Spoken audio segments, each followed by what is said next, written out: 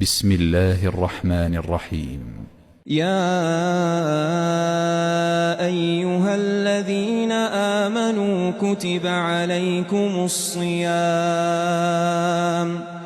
كتب عليكم الصيام كما كتب على الذين من قبلكم لعلكم تتقون أياما معدودات فمن كان منكم مريضا أو على سفر فعدة من أيام أخر وعلى الذين يطيقونه فدية طعام مسكين فمن تطوع خيرا فهو خير له وأن تصوموا خير لكم إن كنتم تعلمون شهر رمضان الذي أنزل فيه القرآن هدى للناس وبينات من الهدى والفرقان فمن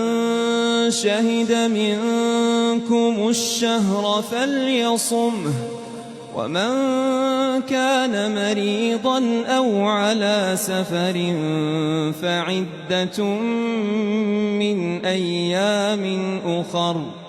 يريد الله بكم اليسر ولا يريد بكم العسر ولتكملوا العدة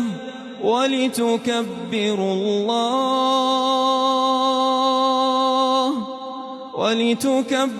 الله على ما هداكم ولعلكم تشكرون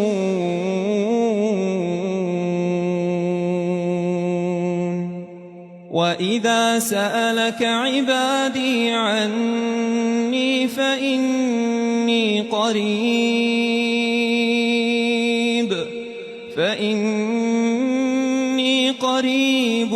أجيب دعوة الداع إذا دعان فليستجيبوا لي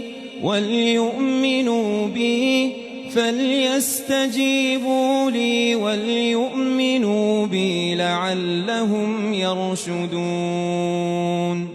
أحل لكم ليلة الصيام الرفث إلى نسائكم هن لباس لكم وأنتم لباس لهم علم الله أنكم كنتم تختانون أنفسكم فتاب عليكم وعفى عنكم فالآن باشروهن وابتغوا ما كتب الله لكم وكلوا واشربوا حتى يتبين لكم الخيط الأبيض من الخيط الأسود من الفجر ثم أتموا الصيام إلى الليل ولا تباشروهن وأنتم عاكفون في المساجد تلك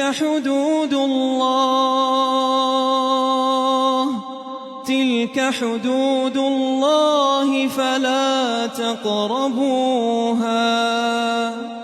كذلك يبين الله آياته للناس لعلهم يتقون